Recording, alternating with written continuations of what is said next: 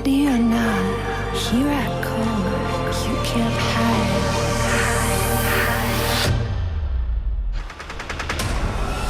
Coming up next on our End Zone Preview Show, 3A, 4A tonight. Who owns 3A? There could be one team that stands out from the bunch. I'll tell you who that is. In 4A, though, we all know who's the king on the block. That's Knoxville County. They're bringing back all sorts of weapons all across the field, but they'll have some challengers in 4A North. We'll tell you who's going to be in that mix coming up. The WCBI End Zone Preview Show, brought to you by OCH Sports Medicine, Itawamba Community College, Carl Hogan Toyota, and Max South.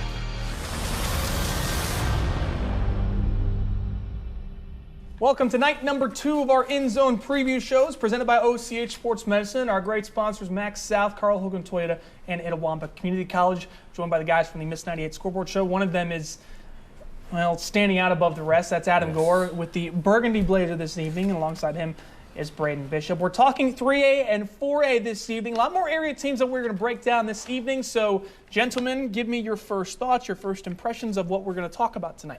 There's going to be a lot of interesting teams this season that's been in the chase, not been in the chase in the past, getting back on their feet. So you're going to see a lot of teams that's not been the usual suspects sort of step up and claim their spot in the chase. 3A, 4A, what stands out to you? I think the kind of the relocation and the redistricting is going to be something that sticks out. There's going to be some teams that are trying to fight for some spots in some harder divisions, and some teams that are going to fight in some kind of easier divisions, to be quite honest. Yeah, 3A North really got shuffled up with this redistricting. All the divisions look completely different because these guys were looking at the wrong divisions on their way up here. So that now they have to change their studying tactics going forward. But 4A stayed pretty much the same, but one of the big stories is Louisville going up to 4A, which will change the landscape of that. But we are talking 3A when we come back here on the End Zone Preview Show. Aberdeen may be the team to beat this year, and this could be the big year for the Deantown Dogs. Can they finally win that state championship? We'll tell you if they can. And we have plenty of teams that are trying to act as if they belong with the rest of 3A North, and we have Team 3A South as well in Choctaw County. And we have 2 teams moving up, Hatley and Newside. How will they fare in their new classification? I'll tell you all about it when we come back.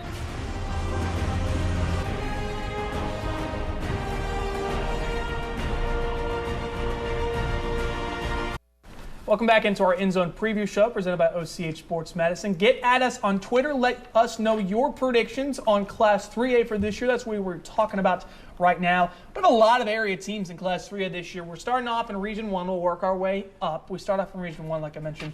Kossuth, Boonville seem like the 2 teams that are going to be standing out in this division, but overall it's not a top-heavy, strong division per se. It's really not. And the interesting thing about this division is it's really up for grabs. Yeah. I mean, you look at a lot of teams that have graduated a lot of guys, a lot of young players coming in. So this is going to be more who wants it versus who owns it type division. Benton County New Site move into this 1-3A division. And, traditional power, Boonville, they've won state championships before. You'd think, hey, that's the team that's going to win it. But it's not necessarily the case here, I don't think. Yeah, I mean, it's hard to mention Boonville and not think that they're going to do extremely well. But you got a couple of other teams moving in. Your new sites and your Benton counties. They might have a little bit of a rough start with the division. This division's very strange, and I don't mean that against Kossuth, and they lose a lot of people, but Kossuth could do very well in this division this year. They could. They lost a lot of seniors from last year's team, but Boonville, you saw a couple of the highlights there. They're losing James Christian. They're losing Jack Simpson. Those were their 2 big horses from last year. And they were pretty senior-heavy last year and only finished 5-6 last season. Yeah, and this is one of the younger teams that Boonville's ever had that I can remember. So this is going to be one of those where it's going to be some growing pains for Boonville, but at the same time, you're going to get a preview of the future. So it's going to be one of those where this season you can see what's to come, build on some positives, but at the same time, this division, you're still not out of the chase for the possible crown. Mike Mattis, we got to talk to him on the tour. This was the first time where I talked with him, and he actually sounded excited about the future. You go into it, and sometimes he's lamenting about what's coming up for next year. But he was legitimately excited about new things that they're installing, new things they're putting on the team. So Boonville in the future, yes, but for right now, they may go through some growing pains, like you mentioned. Let's get to Region 4, 3A. It's pretty much Aberdeen's division, and this is pretty much Aberdeen's big last run. They got a ton of seniors on this team this year, but they got some good seniors. They really do, and Aberdeen's always had just great athletes. So there's some younger ones in the future to build on, but this is going to be a season this year where if they're going to do it, they're going to do it big this year. Yep. Tons of great talent. Coach Spann, I believe, coaching this year. Yep, first year. First year coach there. So he's going to. It's a very good situation to walk into as a head coach. They'll have Tremonte Prather, quarterback, but the guy you see making this catch right there, Jarek Orr. He's not the most menacing guy when you see him on the field, but he's one of the more elusive guys out there when he has the ball in his hands. Yeah, you'll mention him quite a bit this season. He's one of the best athletes in the area. He's very elusive. He's going to be heading up to Memphis in about a year. So with that being said, he's going to put together some amazing highlights, maybe even another ball. Maybe, who knows, maybe another gold ball. Well, actually, that would be their first gold ball. Because when they got the state championship, weren't able to bring it home. But Aberdeen, if there's one knock against them, they are not a deep team. If they get hit by injuries, they're going to be in big trouble. Yeah, that was the point I was going to bring up. They're going to have to stay healthy this year. So when you do have those big leads, get the guys out of the game. Let the younger team bring them up for next year, but don't risk anything. One big injury here, two big injuries there could really turn the tail of the season. Region 4-3A, really, it was shaken up completely. You got Hatley and South Pontotoc joining. Winona, Louisville, and Kemper County both exited. So of the teams joining and of the teams still in the division, who's going to be Aberdeen's biggest challenger this year? That's a good point. You have to look at North Pontotoc. I know that they had a pretty good year last year. Yeah. They could go through some growing pains this year too, but traditionally speaking, they're able to have some athletes that really show up, especially in the quarterback and wide receiver genre. So don't count them out. You're probably looking at them maybe a 2 or 3 spot in playoffs. One guy we need to mention, he's at running back. You see him running right there. Zay Cullens ran for 1,600 yards last year as a sophomore. Wow.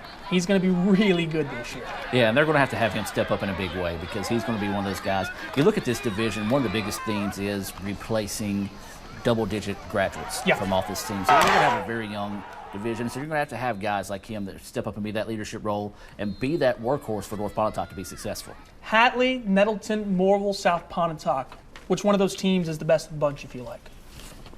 I like Hatley and how they're coached, but it's going to be a little bit different this year with moving to 3A and having to deal with that. You wouldn't think that the classification with being low from going 2 to 3 would be a big deal. It's going to be Hatley, it's going to be tough. That was one of the. Last year was their best season they've ever had. Made it to the playoffs, but you're gonna have a new quarterback. But if there was ever a year for Hatley to jump up to 3A, it would be this year with the guys they have coming back. Yeah, it'd be most definitely the easiest way to come in there. I like Morville in this group. Tay Rucker's back. I would say Tay Rucker's back. You've got a very young football team that experienced a lot of success last year. They lost some key figures to that, but at the same time, this is going to be a team that's a lot of confidence coming into the season they haven't had in years before. Keep an eye on Nettleton. They got a guy by the name of Chris Long. He's 6'5", 240. Wow. They're going to throw him at tight end, wide receiver, defensive end. He can be all over the field. Watch out for him.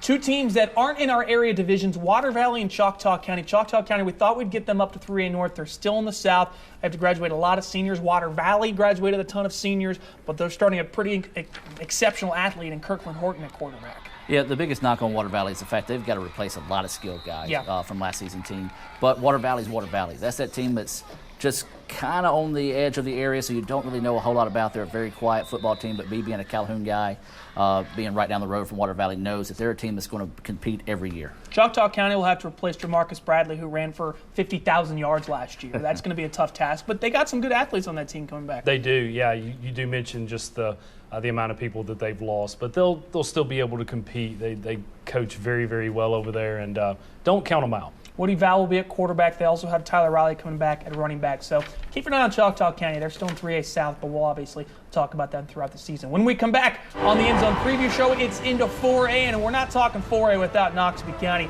The champions return. They're going for back-to-back state titles.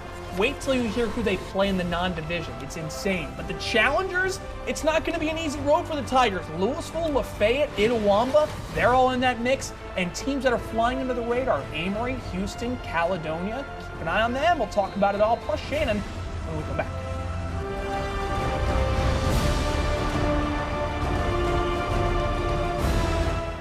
Welcome back into the End Zone Preview Show. Class 4A is next on the docket, and we're not talking Class 4A without Noxubee County. The amount of talent and guys they have returning on that team is insane. Insane and unfair, I think would be the best way to say it. Yeah, Noxubee, healthy, they got to say healthy, but man, it's one of those, you hate to say walk to a state title, but you could almost describe that for Knoxville County. That non-division slate, we were talking about it before the show. They go to Texas and play one of the best teams in Texas. They play Meridian, they play West Point, they play Starkville, they play Columbus.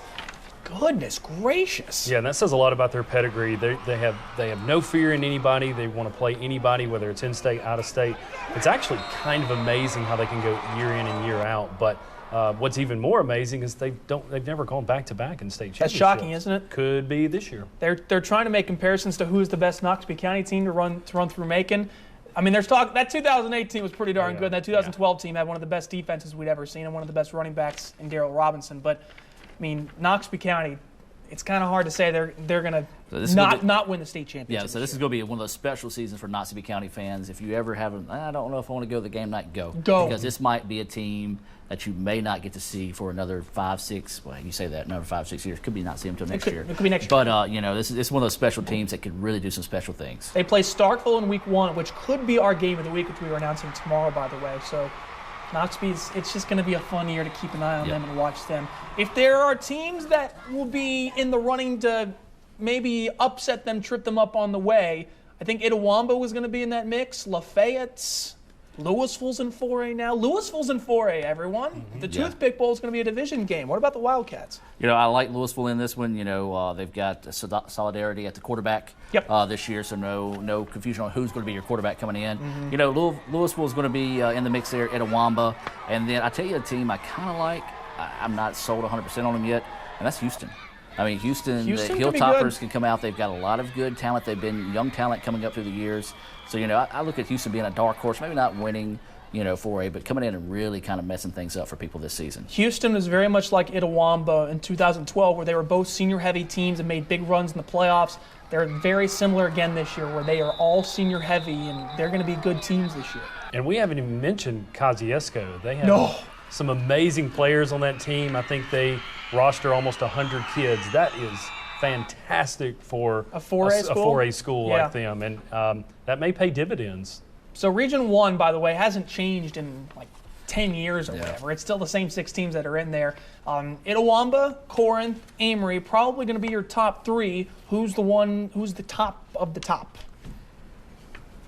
It's going to have to be between Itawamba and Corinth. I like Itawamba this season. I think they're going to be a team that's come together over the past few years, got a good coaching staff in this season. So I really feel like the Indians will be able to come through and make some things happen. Not saying that because I live in Fulton, but there's just there's a buzz. There's an excitement that hasn't been around town in a few years. Since the Ashton Shumpert team. Since the Ashton Shumpert team. So there's a buzz around this team this year that is making Fulton fun on Friday nights. What do you say? Who's the top of that Region 1? Well, you have to consider VJ Miller in being that, and with VJ doing what he does, I saw him this past Friday for Itawamba, and he's good. I've seen him the last 3 years, and he's got a confidence about him. He now. does. You see him running the football right there. He can run. His throwing looks really, really good this year. Fulton brings back a lot of players on the line of scrimmage too, so that's going to pay dividends. But don't forget about Corinth. Coach Jones has a great team right there. They're going to play a pretty tough non-division schedule too. First couple of weeks, they're playing some 5 and 6A teams to kind of get ready. So that is probably the most history-driven football division in the state of Mississippi. Maybe not recently, but definitely over the last 30, 35 years. It's hit some down times in the past couple of seasons, but a team that we haven't mentioned, and I've been talking them up a lot on social media the past couple months, Amory is going to be really good this year, I think. Yeah, they're going to have a lot of size on offense, so that's going to present a lot of teams some challenges this season, trying to match up with them when it comes to size, strength, up front. So, and Amory's another one of those teams, each year you think they're there. And they're knocking on the door. This could be that year they find a way to break through. Amory, they may have some problems at quarterback. Z Gates was in a car accident recently, but we hear he's doing well and doing better. So they look pretty good in that jamboree against New Hope. Coach Ashley actually had them kind of ready last year, and they were super young. We were sitting on this exact stage talking about that. So they're going to win a couple of games this year that they might not supposed to, and that's just going to pay dividends later down the road. Maybe not exactly at the end of the season, but maybe towards next year. Coach Ashley knows what he's doing. Remember when Shannon was a dominant powerhouse? They're getting there. It's taking a little more time with Daryl Carter trying to bring the program back up, but watch out for Shannon. They got a pretty good quarterback in JT Loving returning. Absolutely, and it's going to focus around him this year. Yeah. He can do it on the ground, he can do it in the air. But if you've never been to Shannon to watch a football game, you need to go, because that is a it's a hostile environment. And so Yeah, that's it going to be is. a big thing for Shannon. Once these kids get things rolling and you have to go to Shannon to play them, it's not an easy win anymore. It's No. one of those where you're going to have to fight to win. And once they get this offense rolling, it's going to be good things in Shannon once again. Pontotoc probably a year away, but they're getting there. Jeff Carter, I like what he's doing there, so we'll keep an eye on Pontotoc for the future. In Region 4, though, we talked about Noxubee County, we talked about Louisville, but Caledonia and Houston, two area teams that are really on the up and up, especially Houston, like we mentioned previously. But Caledonia, you know the head coach pretty well. Yeah, Coach Crotwell is a pretty good offensive mastermind, and I think if he gains a couple of kids on the offensive line and receivers, he's going to be pretty powerful to go against. And that's a really close-knit community. I mention that a lot when we talk about these shows. That has a lot to do with these kind of small to mid-range schools with playing football and, and being emotional and having those Friday night lights. I mean, that's a big deal. So Coach Crotwell may do a few things this year. And the thing about Caledonia is they always have that one big upset in them. That game that everybody kind of writes them off.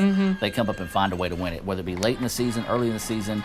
That's what makes Caledonia so dangerous. So they're a team you have to respect in every aspect of the game. They have depth, which is not what every 4A team has that they go up against, and that's going to be a big plus for them. We haven't mentioned Louisville that much. They're back in Region 4 and 4A. I guess, is Louisville going to be the biggest challenger to Noxubee then? Or do you see a Caledonia or Houston? I say Louisville will be with Houston. Or Kosciuszko. I say Kosciuszko can get in the mix too. The thing that worries me about Louisville is their youth on the defensive line, and that's you've got to have some experience when you play a team like Noxubee County. You got to man up front, and so that's going to be a team. How's that young team going to answer? They going to get intimidated or what? We haven't mentioned Lafayette or New Albany. We'll talk more about them here in a matter of moments when we make our predictions and get all that good stuff when we come back here on the End Zone. Back here on our End Zone preview shows, we got so involved in talking Region 1 and Region 4, we didn't get a chance to talk Lafayette and New Albany. New Albany, a new head coach with Jake Hill, but Lafayette's, they got some good guys coming back. Yeah, Lafayette's going to be good. This year they're going to have a quarterback that can throw the ball a little bit better than they have in years past. So all that's going to do is make a very good offense even more dangerous. Now they'll be able to spread out the defense with the pass as well. So Lafayette's going to be Lafayette. They're the team that, as you said, we didn't talk a lot about them. So they could be that team that everybody's kind of forgotten about that come in and really make a lot of noise this season. New Albany's got a brand new coach, pretty much a brand new team. What to expect from New Albany this year? Well, you never know with the last name that Coach Hill has. New Albany could do some things and turn some heads, and they could be a team that you might want to look out for, shades of 2011, 2012. So don't give up on New Albany. They're going to do some things this year, or at least in the next couple of years. Yeah, they'll always play very hard, and they'll always be tough. Okay, we're in 4A. We might as well go ahead and make our 4A predictions. Who's winning Region 1? Go ahead, Brady. Kasu. Region 1 4A. We'll get to 3A in a second. Region 1, I'm going to go Corinth. You say Corinth over Etowamba and Amber? Okay. I'm going to Etowamba. I got to go Etowamba too. We're continuing this theme. He did this last night and kept going against us. Who's going to win, or I guess, who's going to finish second in Region 4 with Noxubee winning the division? I do like Kosciuszko. I mean, they're still good. I don't know how good, and we'll see in the measuring stick in the first couple of weeks. But Louisville is going to be good too. That's really tough. That's a 2-3 matchup right there. Yeah. Who finished the second Region 4? I'm going to go with Houston. I really like Houston this year. You like the Toppers? I like the Toppers. I think they've got enough in them this year to kind of pull an upset when they need it the most and make something happen with the Toppers. I'm going to say Kosciuszko finishes in second, but it's going to be really close between 2, 3, and 4. And you're going to have a good team left out of the playoffs because it could be Caledonia, Houston. If sometime with Louisville, you never really know.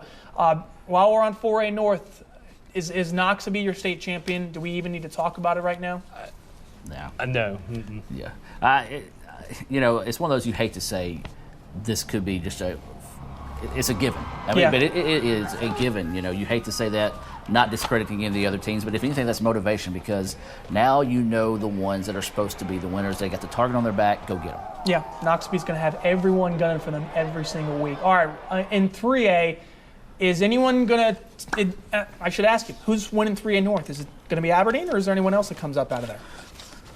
I mean, Aberdeen looks good. I mean, definitely harped on them quite a bit, and they're gonna probably finally get over that hump. Obviously, Charleston is the team that they Right. can never get past, but is this the year they get past Charleston? I think they can. We saw a little bit of Charleston playing in Jamboree against Oxford, which is also a really good team. Yeah. And they played with them a little bit. I guess it'll depend on what Charleston's doing later in the year.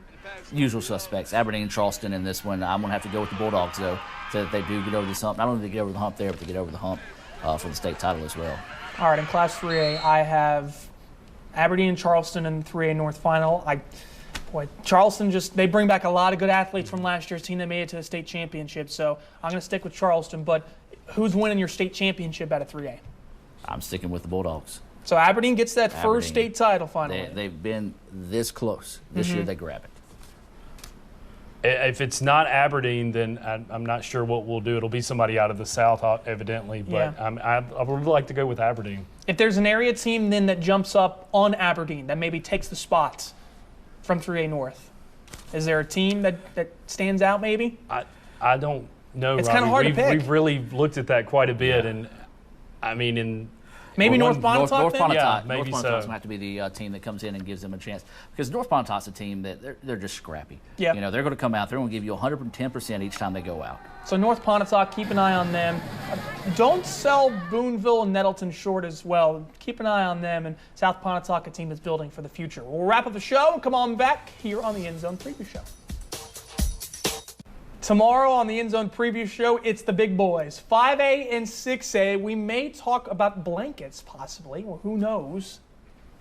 You don't know. He's not going to say anything about that. But it's going to be a great show tomorrow. Again, same time, same place, 6:30 p.m. right here on WCBI, talking 5A, 6A, all sorts of good stuff from our big area teams. We hope you can join us then. Until then, have a great night.